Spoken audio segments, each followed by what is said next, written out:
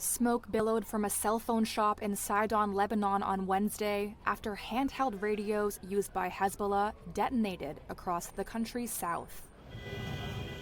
Lebanon's health ministry said several people were killed in the latest attack and hundreds were wounded.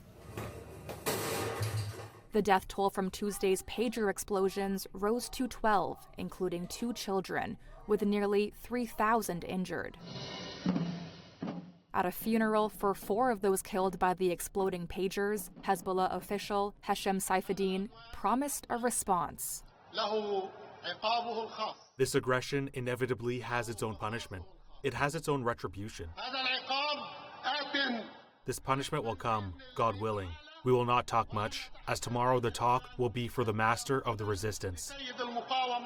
Hezbollah said on Wednesday it had attacked Israeli artillery positions with rockets in its first strike at its arch foe since the pager blasts. A senior Lebanese security source said the explosives were planted months earlier by Israel's spy agency, Mossad. Israel's military has declined to comment on the blasts. It's imperative that all parties refrain from any actions that could escalate the conflict.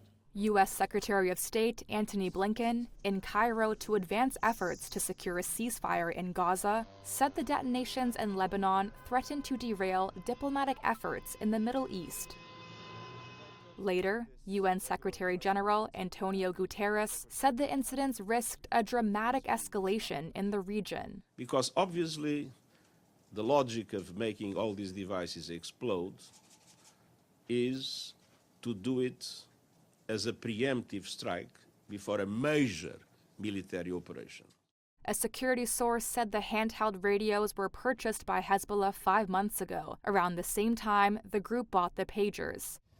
2 sources familiar with the group's operations told Reuters its fighters began using pagers, hoping to evade Israeli tracking. A Reuters reporter in the southern suburbs of Beirut said he saw Hezbollah members frantically taking out the batteries of any walkie-talkies on them that had not exploded. Meanwhile, Israel released video on Wednesday that showed Defense Minister Yoav Gallant telling troops that more forces were being sent to the northern border, where Lebanon borders Israel, as the war moved into a new phase.